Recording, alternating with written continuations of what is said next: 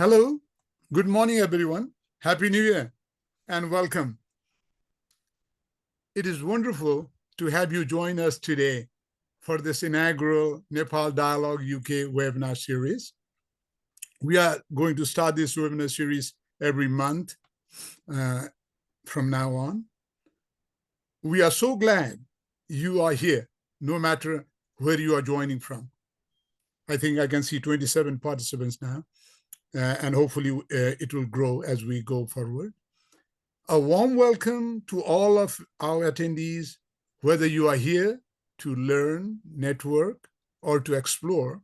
We are thrilled to have you with us. Throughout this session, please feel free to interact in the chat room. Please ask questions, provide comments, reflections, or remarks, and make the most of the resources that we have prepared for you today. We encourage you to be an active part for today's event, and we hope we find it very valuable. Thank you once again for being with us, and we look forward to a great session ahead. Namaste. All right, thank you, Lokendraji. I am Krishna Adhikari. I am convening this Nepal Dialogue UK monthly webinar series 2025. This is a new initiative for Center for Nepal History UK. And I'm going to introduce today's speaker, who needs no introduction actually among Nepalese or those who engage in research and scholarship in Nepal. Professor David Gellner, who has about 50 years, half a century of engagement on Nepal since a mid-1970s when he visited to Nepal and produced a fantastic work on Mirsa, which one of my students also referenced in his study. Since then, David has been working on Nepal. He recently retired as the professor of social anthropology from the University of Oxford, Department of Anthropology. And David has made a number of contributions on Nepal, South Asia, and beyond, social anthropology and in other fields, including the approaches to religion, both Buddhism and Hinduism, and South Asian religion, diaspora communities, democracy, civil society, activism, and he has extensively written on Max Weber, and so on.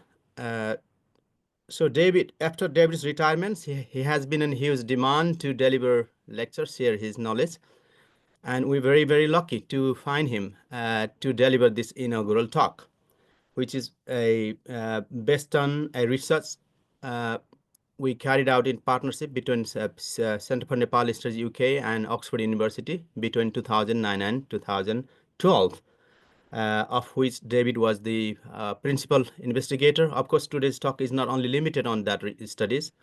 I think it should reflect a very long engagement David has on the study of South Asian religion.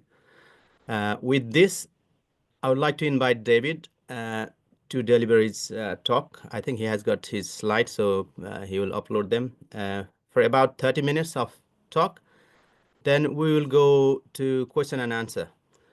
Please start forming any comments or questions you have on chat, so we'll take it from there. Not sure whether it will be possible to allow my participants to speak. I think that way it will be more efficient. Thank you for your patience, and just for your information, this Nepal Dialogue is going to run every first Saturday of every month at 10 o'clock. And it has two formats. One is talk and another would be roundtable. So you are also welcome for that one. Thank you. And this over to you, David. Okay, thank you, Krishna ji. Thank you, Lokendra ji. And thanks for doing the honor of asking me to give this inaugural talk for this Saturday morning series. I see this as more of a discussion. So I just hope I hope to say a few things that will generate discussion, and then we'll kick off. So I've been researching, as Krishna pointed out, I mean, formally researching. Yes, I came first to Nepal in 1975, but formally studying Nepal since around 1980. As Krishna pointed out, we started collaborating with the Centre for Nepal Studies UK when we had the Vernacular Religion Project, which started in 2009. I actually met. So I would like to dedicate this particular talk to the memory of Dr. Chandrakumar Laksamba, who came with a group. There were 2 carloads of the members of the CNS UK came up to Oxford, and I think it was 2007, and we all went for lunch together in Wolston, and they arrived and parked. And I remember my doctoral student, Ian Fitzpatrick, had just come back from doing his PhD fieldwork in Mamanke in East Nepal. And I knew he'd learned some Limbu, but I had no idea how good his Limbu was or was not. So anyway, Chandra marches into my office at the top of 51 Banbury Road, and I had summoned Ian to be there, and I sort of basically instructed them speak Limbu. And anyway, I'm glad to say Ian passed the test with flying colours. And as you know, Chandra was absolutely crucial to the founding of CNS UK. He was, I think, crucial to the success of its first big and probably still most impactful project of actually counting the number of Nepalis in the UK. His participation and he was an incredibly good friend, and it's just such a tragic loss that he died so young and so unexpectedly. I'm in a kind of a week before he died, he was speaking to me from his hospital bed. Sounded perfectly fine, and he was making all kinds of plans and to do with the Open University in Nepal. So a very impressive figure, and it's a very sad loss. And I think anyway, I'm going to quote him later on as well. So the front page of the PowerPoint, so just a couple of pictures to remind you that religion can be quite contentious. Nepal is a land of religious harmony. That is a cliche. It's a stereotype, but there's some truth. These cliches exist for a reason. Nepal is relatively more harmonious in religious sense than India, and but nonetheless, these collective identities have been quite contentious.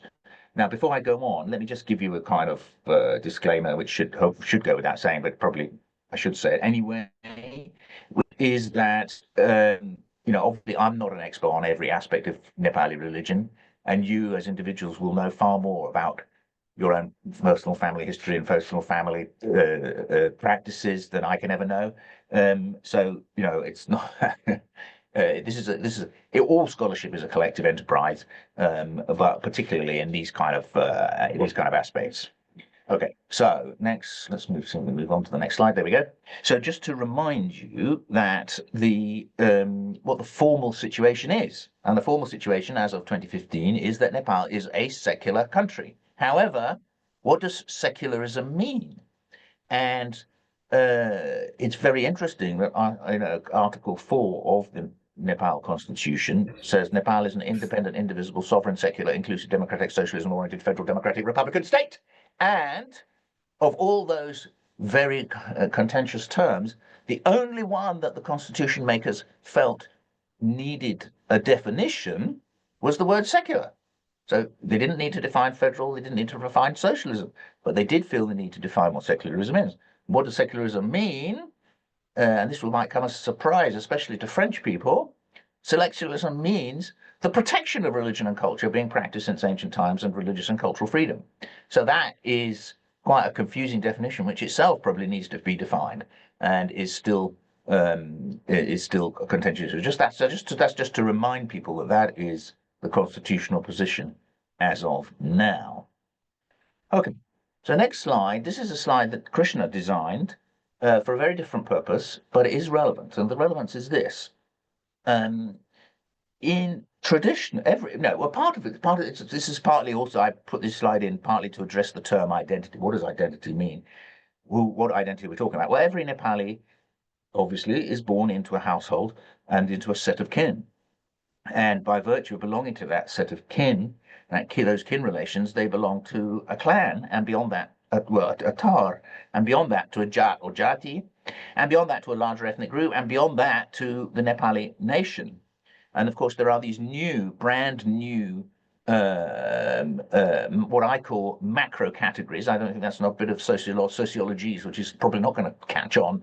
It doesn't trip off the tongue.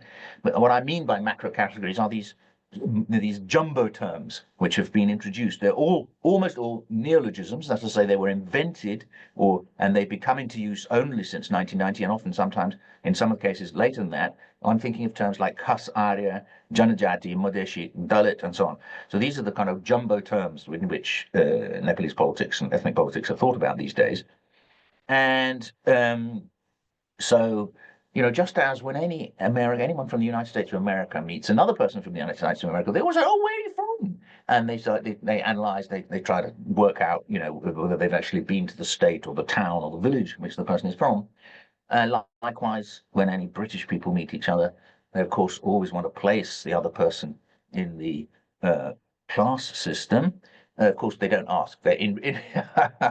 You don't ask in Britain, "What class are you from?" But you work it out from various subtle clues and cues and various indirect questions about jobs, about where you're from, where you went to school, and that kind of stuff.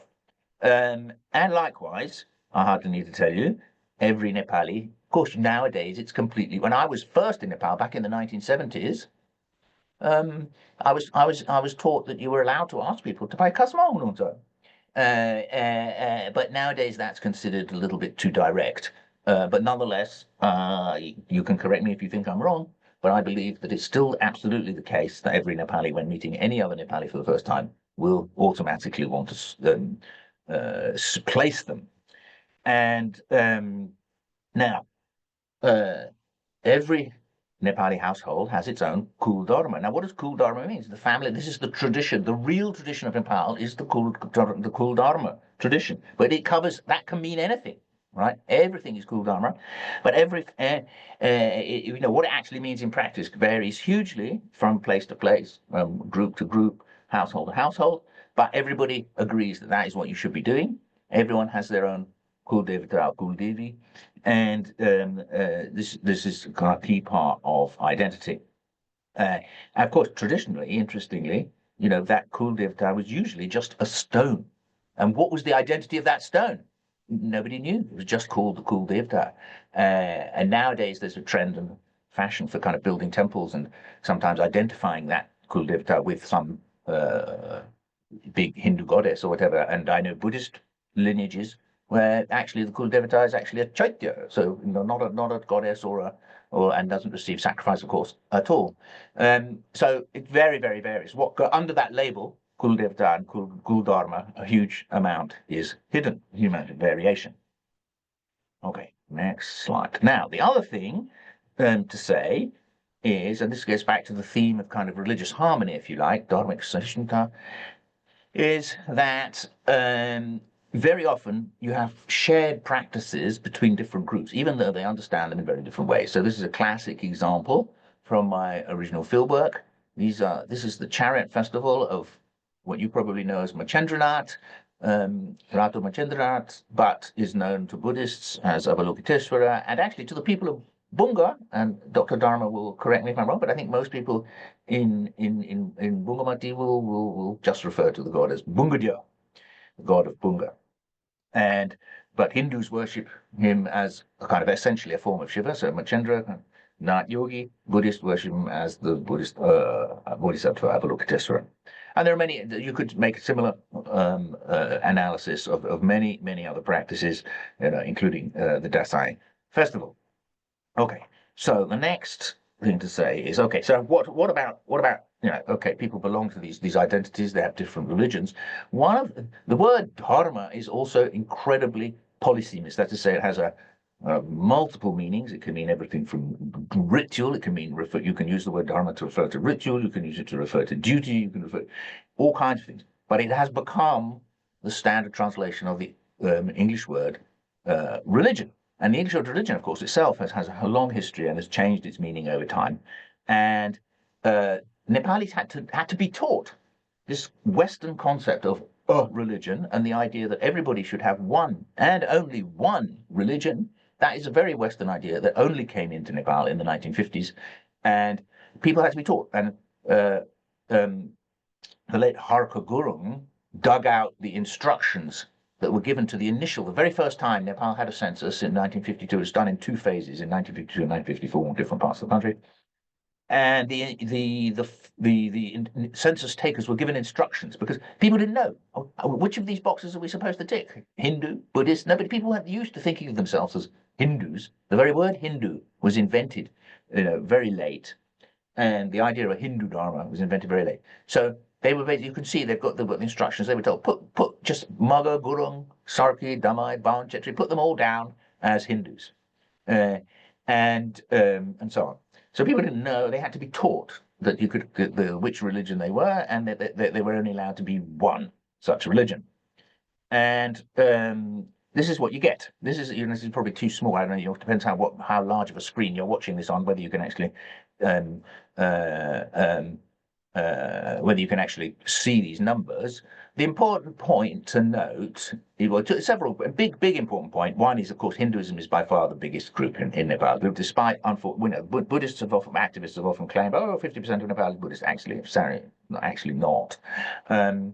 But you can see how the figures have been massaged. So during the Panchayat period, when the state was an officially Hindu kingdom, the figures were definitely massaged up, and the Buddhist figures were massaged down. So people who should have been returned as Buddhists were returned as Hindus. So you've got the numbers, going up to 89.4% in 1971, 89.5% in 1981, and then by 2001 it's dropped back down to 80%, which is more likely, more around the probably truer number. Interestingly, so correspondingly, the Buddhist numbers jumped up in 2001 to 10.7%. They've since gone down. Now, why is that? There must have been a number of reasons. One of it is the invention of new categories, which you can see down below, like Prakriti Bad, nature, or Bon. Another is possibly the sheer number of gurungs who've migrated to this country might have something to do with it. The absolute numbers of Buddhists are almost exactly the same in 2011 and 2021, but the percentage-wise has gone down because, of course, the total population has gone up. So the other interesting thing is this invention of new categories. Kirat, interesting, Kirat Dharma was there, and I don't know the full, it'd be fascinating to research the full history of this. Kirat Dharma was there right from 1991. It was introduced as soon as democracy returned, and that covers a ragbag of things. I'll come back to that briefly in a minute. But a large number of rising limbers obviously return their religion as whatever they actually do as Kirat Dharma. And then in 2011, you get these new categories coming in, Prakriti Bad and Bon. And you can see Bon has been quite successful, only 13,000 in 2011, but they've gone up to 67,000 in 2021. And that's not because the Bon followers of all had very big families. It's because some people have switched out of other categories into Bon, and it's probably mostly, again, gurungs, I think, who've been doing that. So anyway, lots that you can talk about under that. Maybe we'll come back to that in discussion.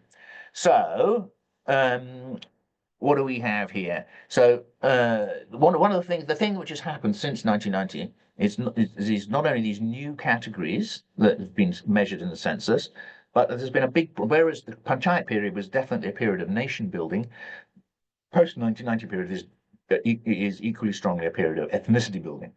And you've got the very term Janajati comes in for the first time. You have Janajati Mahasangh, which eventually becomes the Adivasi Janajati Mahasangh.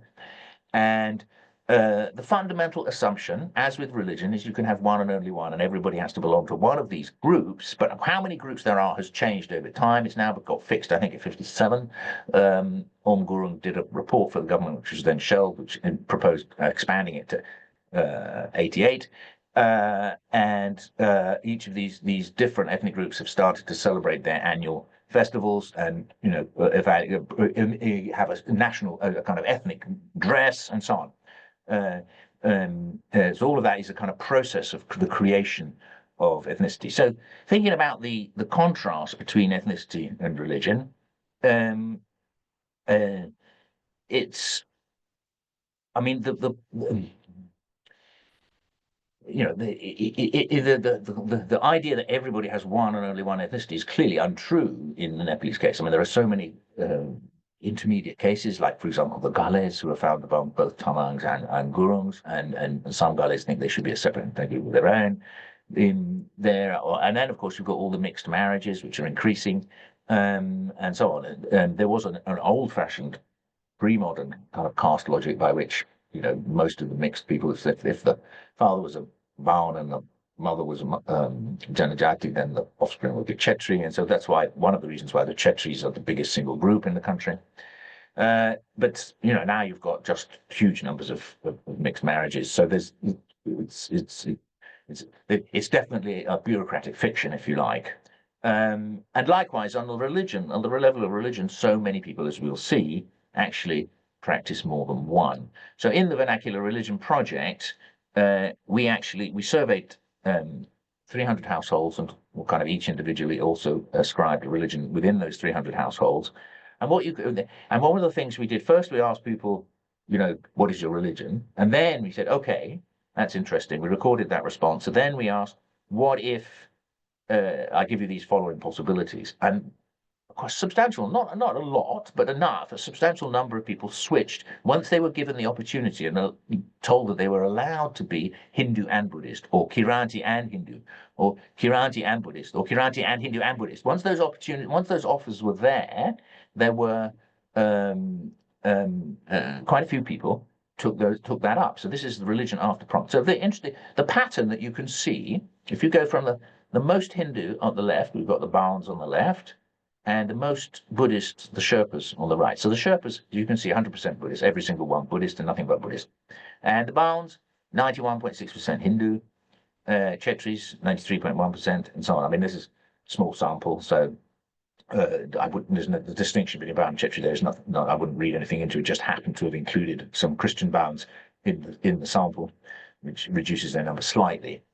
But the interesting thing is when you go to the kind of middle of the table and you see how many mixed identities there are, especially among Kirantis. So, the labels really aren't capturing. Insisting that people have a single label simply doesn't work for those groups.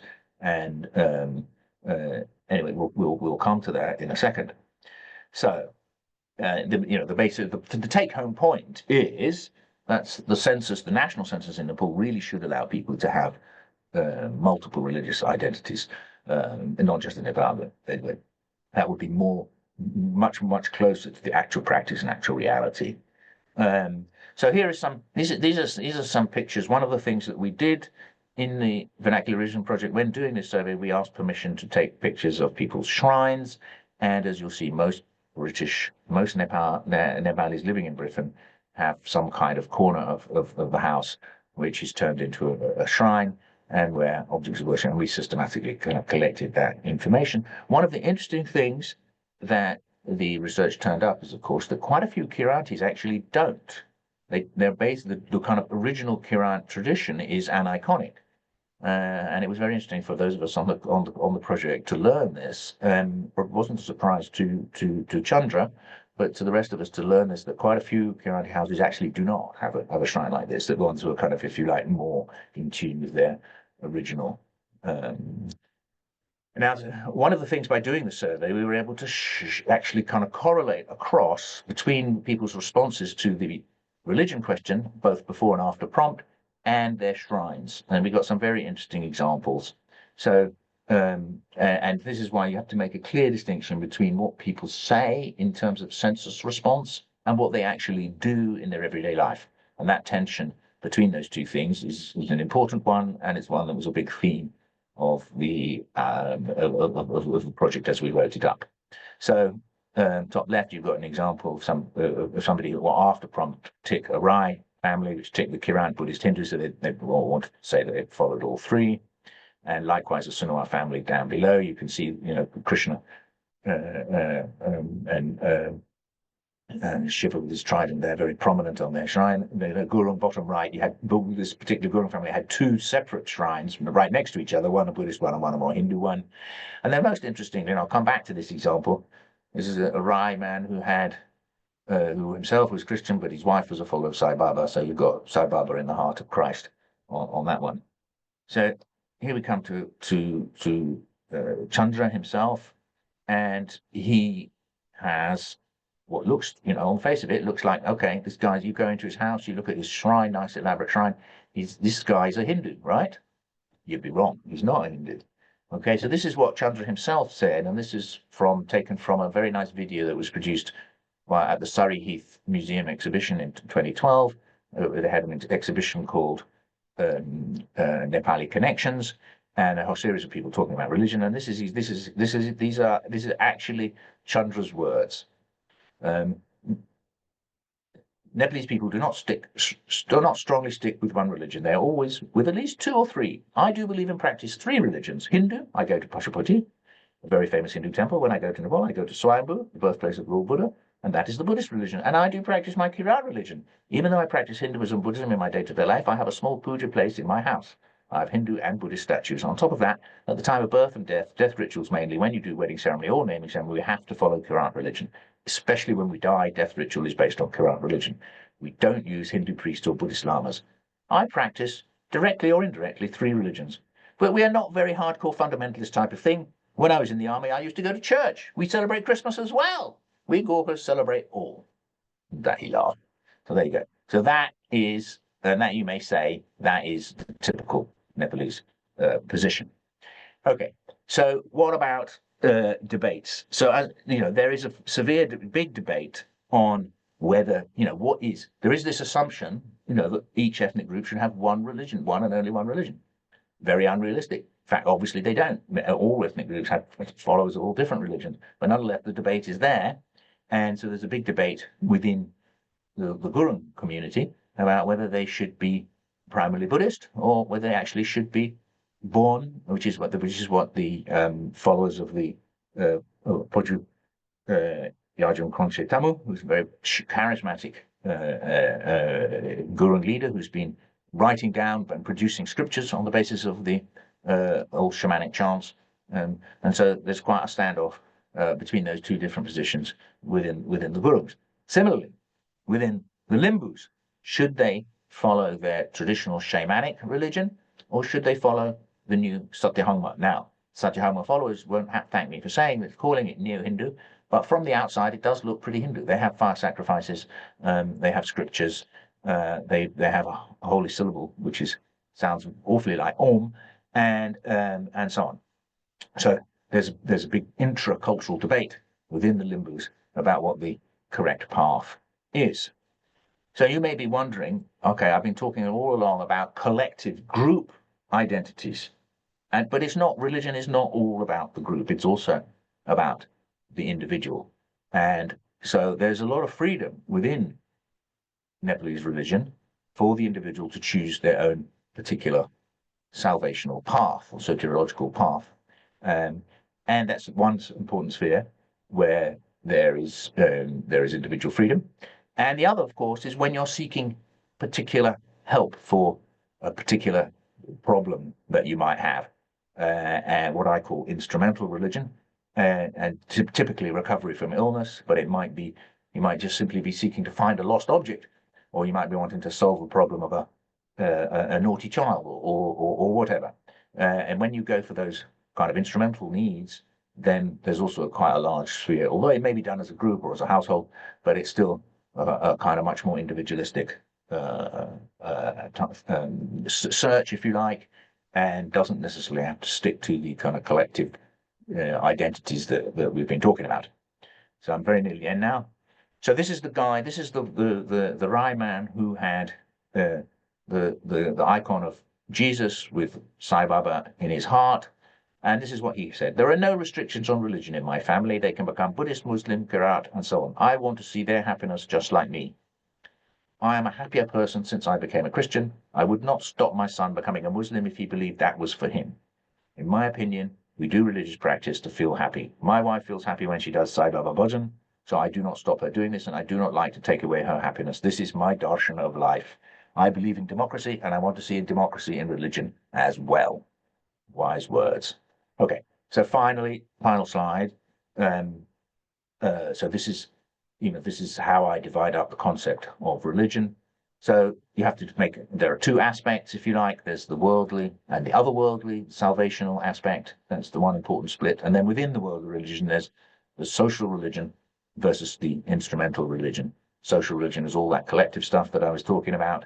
Instrumental religion is what I mentioned about, when you're seeking a specific, very specific end within this world, and when you want to use religion for that end. Okay, so that's what I've got to say. I look forward very much to your comments, questions, suggestions.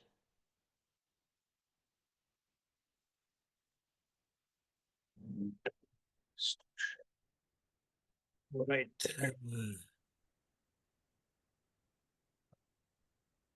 Thank you, David. That was succinct, and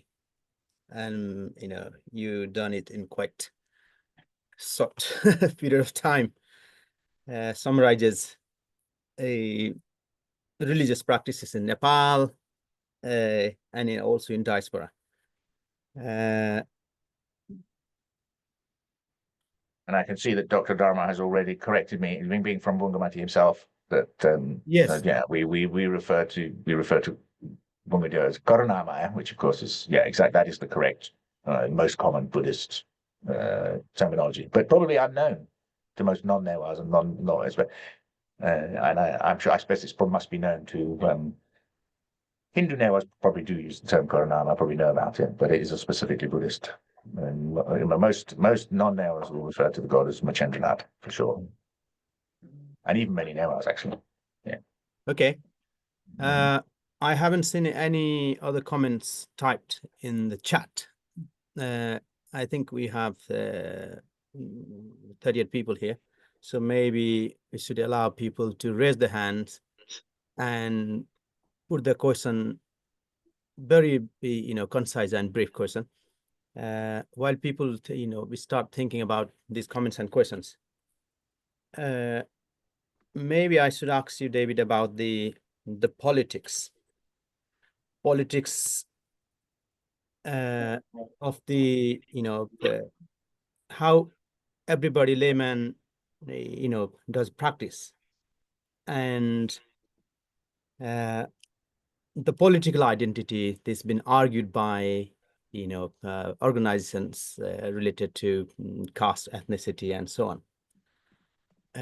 You have been observing this through your activist project, and also this continues in diaspora. Maybe do you want to reflect a little bit on this? Yeah, I mean, yes, I did make a big thing about that. I mean, clearly in one of the processes we've seen during the 1990s and after was certain groups trying to redefine themselves as not Hindu. And the two obvious and the big examples are the Muggars and the Tharus. Neither of them really have any kind of deep history of following Buddhism at all.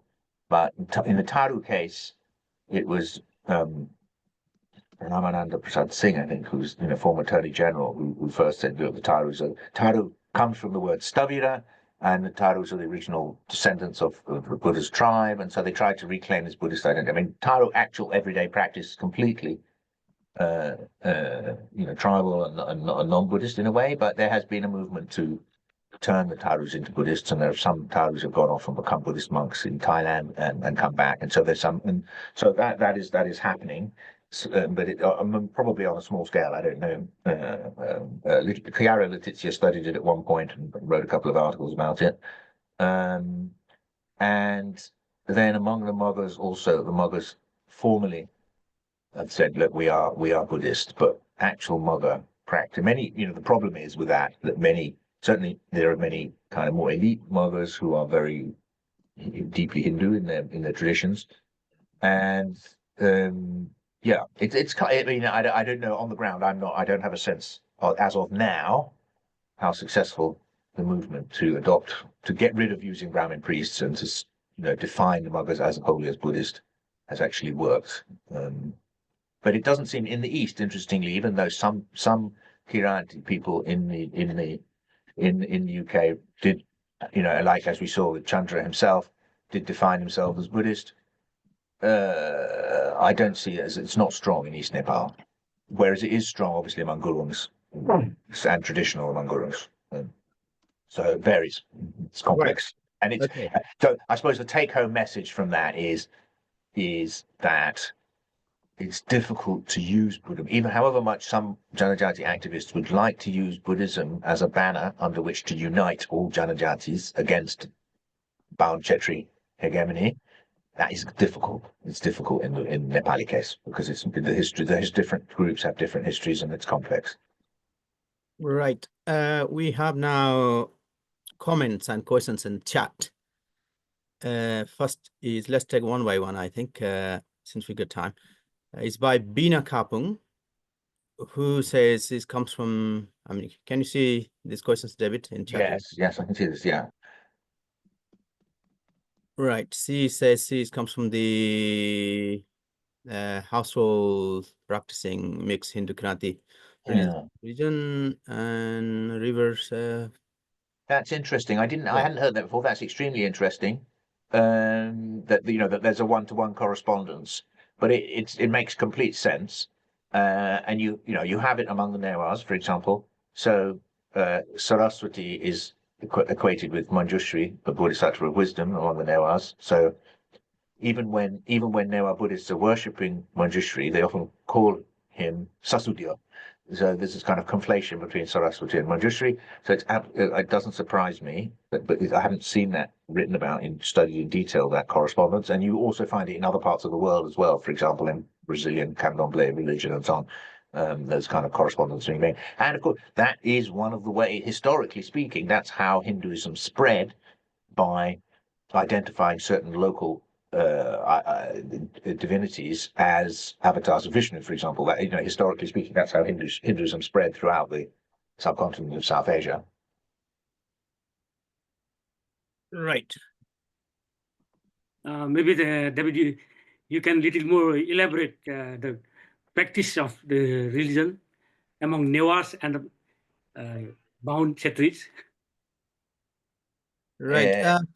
Can I ask participant to raise hands, because so that we can put this in order.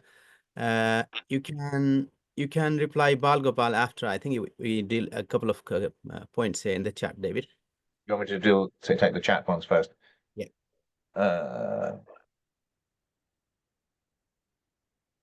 Right. Present conversion involves individual switching.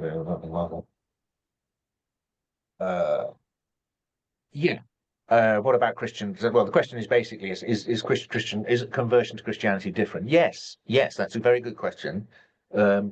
Christianity is different because, although we do have examples of people being semi-Christian, and we do need more studies of that.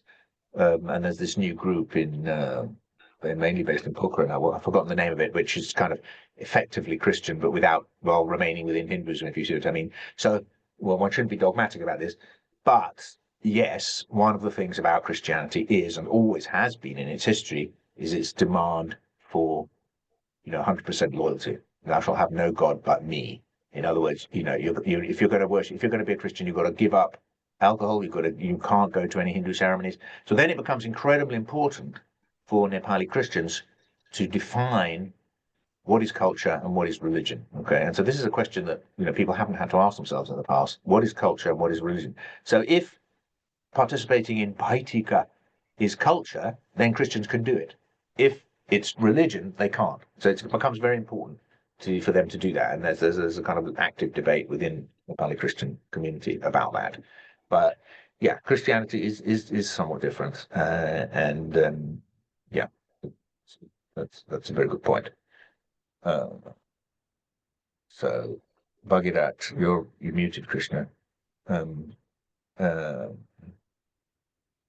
Well, commentators say India under Modi's effect on Hindu Rashtra, those advocating making Nepal Hindus again haven't been able to make this voice heard in the mainstream society. What could be the reason? Well, I'm not sure that's true. Some of those advocating for Nepal to be Hindu Rashtra are quite prominent, and one sees it on social media. So watch this space. It may or may not happen.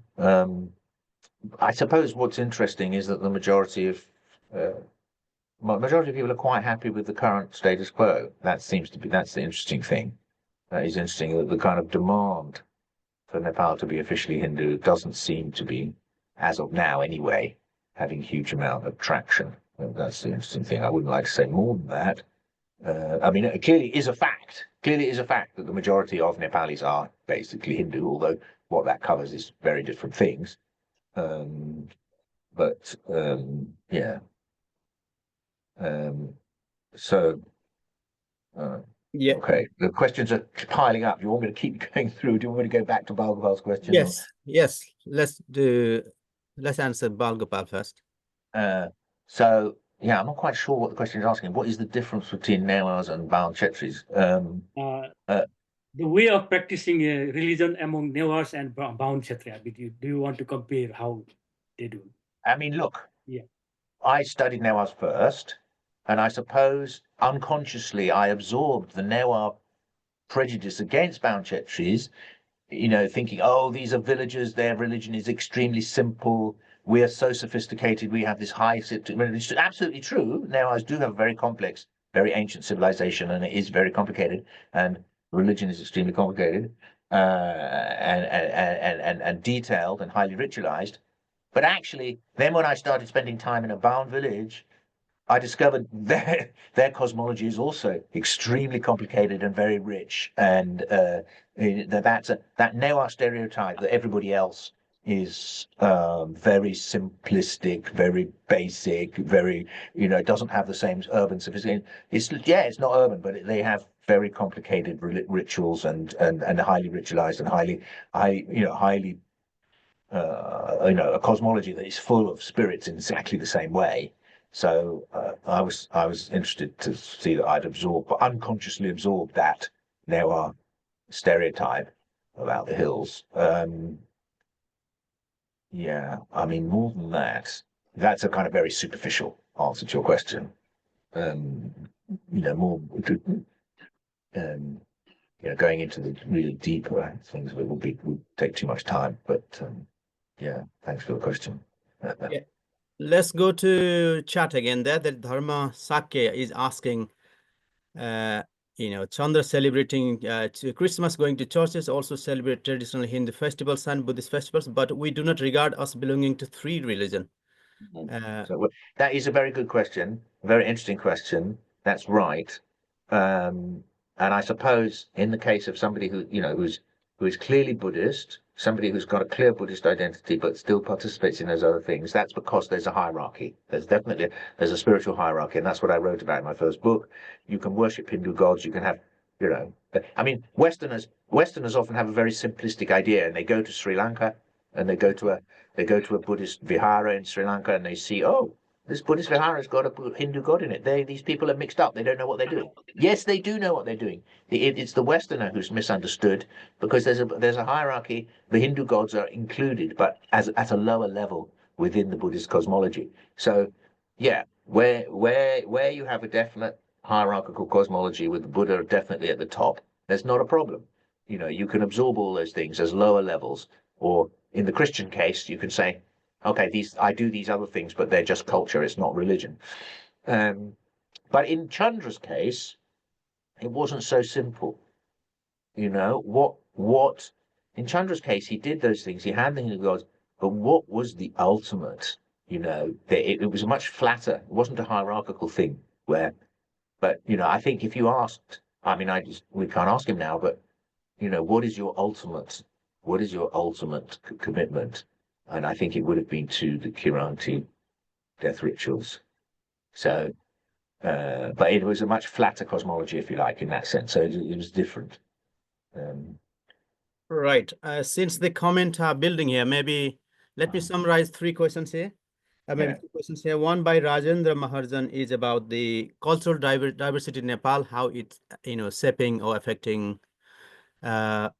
Ethnic diversity in Nepal, how is affecting cultural identity in diaspora UK. Right. And Krishna Upadhyay is asking whether children are following their parents' religion. Well, I mean, on that last one, you know, you're in a much better position to answer that question than me, because you have children and you're living in the diaspora. You can tell me whether the children are following or not. I mean, I'm very impressed by just how much effort and time people put into their culture. You know, events like this, as you said at the beginning, we're clashing with the Park Run, but we're also probably, I'm sure we're clashing with events that are taking place at the Shiva Cultural Center and, you know, in the Buddhist temple in Aldershot and et cetera, et cetera. So I'm sure there's, you know, multiple things going on every weekend.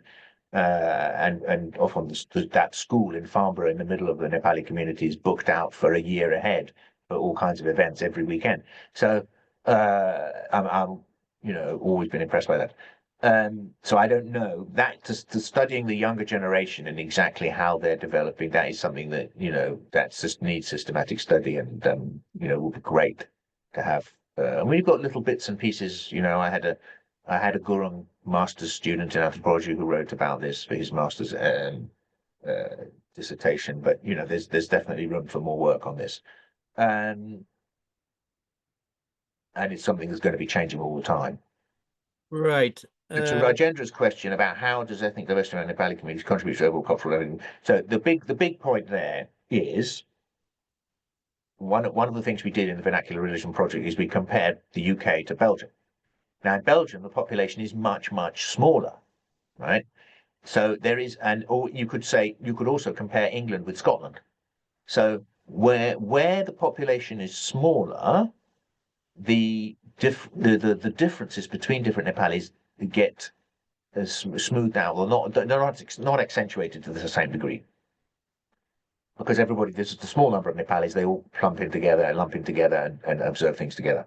Where you get once you get past a kind of minimum size, and then things start to kick off. And you get all the different, you know, so all the differences that you get within Nepal then get reproduced in the diaspora. So, you know, one hardly dares mention the fact that, you know, there are different groups within the Gurungs, and that difference is, you know, it doesn't exist in, or at least nobody talks about it in Belgium because there are so few, but in the UK there are, and so, you know, you have two large Gurung organizations, Tamudi and Tamil Piru Sang, and sometimes they have their same, you know, they have their big annual celebrations on the same day, so that any big figure who wants to be present of both has to run from one to the other. And you also get, you know, similar kinds of splits. I don't need to tell you. I mean, even within the Oxford Nepali community, which is nothing to do with Gurus, but, you know, they're two separate organizations. So, you know, you get these kind of splits do happen.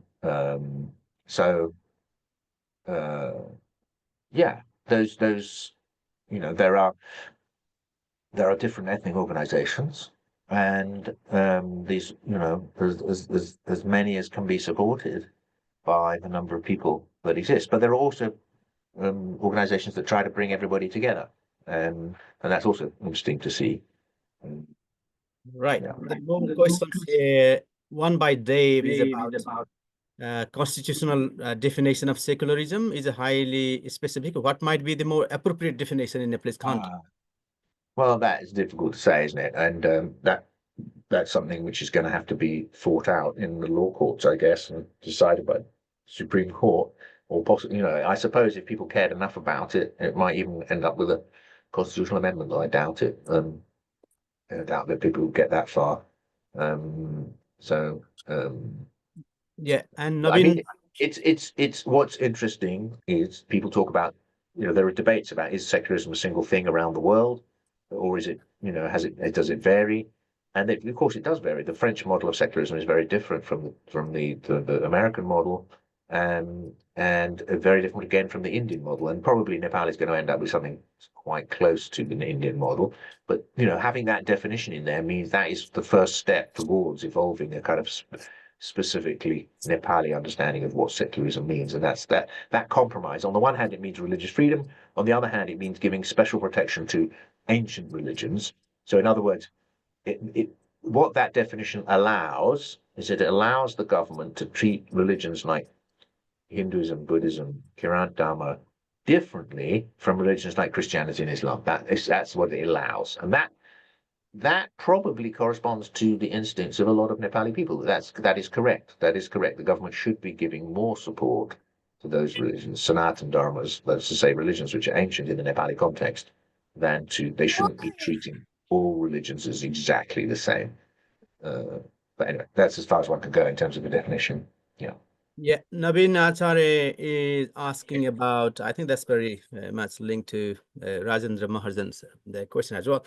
Nepal's heterogeneity, it is a prize or a problem? I mean, there's no answer to that. That's like an exam question, isn't it? Is it a good thing or a bad thing? There are obviously pros and cons of it all, but I do think, I mean, I think the deep underlying reason, for example, why India has managed to remain a democracy, in spite of everything that's been thrown at it, everyone predicting back in 1947 that it wouldn't survive as a democracy. But that heterogeneity, that extremely heterogeneity, is part of the reason.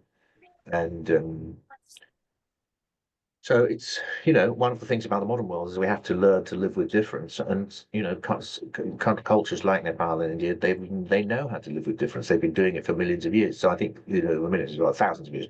So that, I see it as a good thing, ultimately. Right. And that links to, I think that's also links to Dinesh Kumar's question about the discriminatory practices that is inherent in Brahminical Hinduism, but also why people following Buddhism and Kirat is also, doing the same discrimination in Nepal. And I think the answer you just gave in relation to India, Bina Kapung's, she makes comment about why do we think that Nepal is religiously more harmonious than India? Can we explain a little bit? Maybe these things can be addressed together. Not sure about that, but yeah, I mean, so one of the the key things, Nepal has made huge advances in this respect, as has India, is to kind of overcome that tradition of the caste system that sees and the prejudice against Dalits that still continues. Why do it's, I mean, because there is some kind of connection to Hinduism, but it's also very much a social thing. So yeah, it's a shameful thing that people still have those kind of prejudices.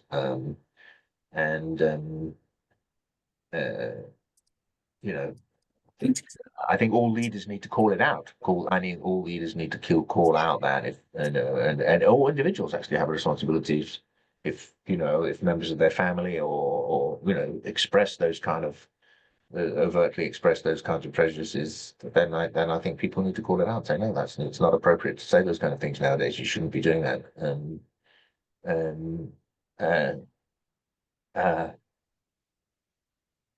Why is okay? Because of Bina Kapung's question, I mean, why is Nepal more religiously harmonious than India?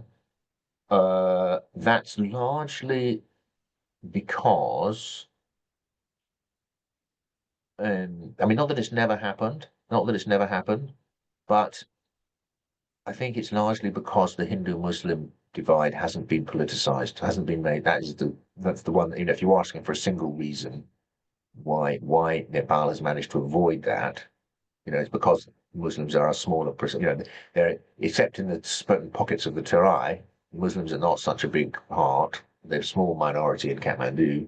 They haven't been politically influential. Nepal doesn't have a tradition of being ruled by Muslims.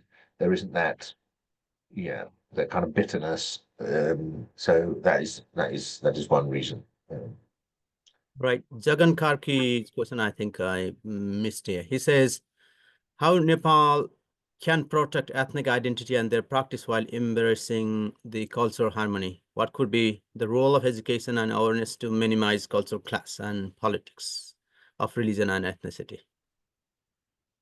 So how can we have the best of the two worlds? I mean, I think, I mean, how can education do it? I mean, by having a positive, I think there has been a change in the somebody who studied this was Tracy Pigg, wrote a famous article which only came out in '92, but it was really about the Panchayat period, and she looked at the textbooks that were used in schools during the Panchayat period, and they very much, although without explicitly saying so, they very much pushed the Brown Chetry model of national identity, and also while simultaneously, identifying sort of Brown Chetry mores with kind of developed and urban areas, and the kind of then by implication the non-Brown Chetries were kind of backwards and rural. So that has changed, and I think the textbooks produced post 1990 have been much more positive about multiculturalism. So I think that that's a good thing and should be encouraged.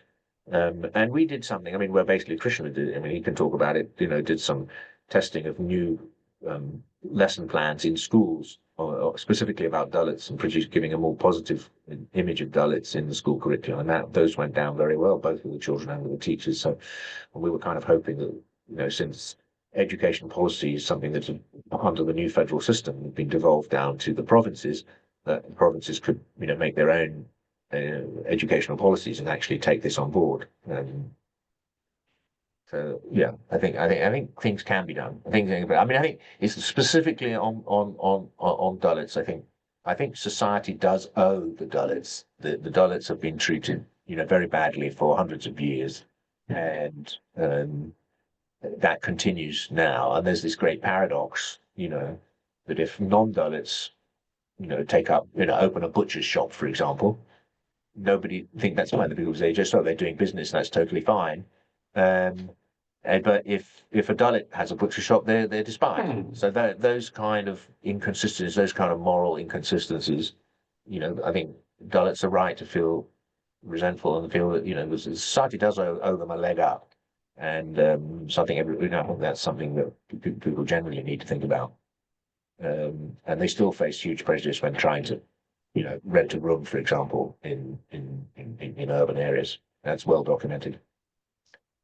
Right. There's a question by Sasi about Bodhisattva Manjushri. Can we believe about Bodhisattva Manjushri and how Buddhism came to Kathmandu Valley? Just been reading Dalrymple, The Golden Road, and have always been interested. This may not be related to your talk, but you may have more knowledge. Well, I mean, the Bodhisattva Manjushri is not a historical figure, but it is interesting that there are these traditions about Buddhism coming from China, and that definitely does need to be explored more. And there do seem to be a parallels between the myths about the Kathmandu Valley formerly being a lake and the role of Manjushri in establishing civilization in Kathmandu and in Khotan in Central Asia. So, yeah. Those links definitely deserve to be explored more. Yeah. I think we cover everyone. Subhati Milsina thinks this is very interesting, and overall, I would like to thank David, the organizer, for bringing out hidden cultural treasures. Thanks once again. So that's a compliment. I think we covered, and also this is in a very good time. If there is no other further questions, maybe David, you can take down your screen. Oh, there's a final, maybe we can take this one by Deb. How does state restructuring and granting political autonomy to local governments impact the culture and rituals of local Nepalese communities? Well, that's a very, very good question. How is the new federal system actually working at the local level? That is something that needs to be studied and investigated. It certainly it's supposed to give more power to those communities, and the question is, does it? I mean, it doesn't. We don't. What many of the ethnic activists hoped for didn't happen. We don't have ethnically named provinces, and we don't have kind of the more extreme demands for kind of, if you like, reservation. Like the chief minister of each province could have to belong to a certain group. That kind of stuff. We don't have that. But that may be a good thing. I mean, the question is, how is it working at the local level?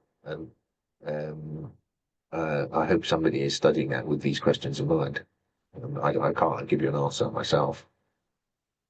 All right. Okay. Great. Right.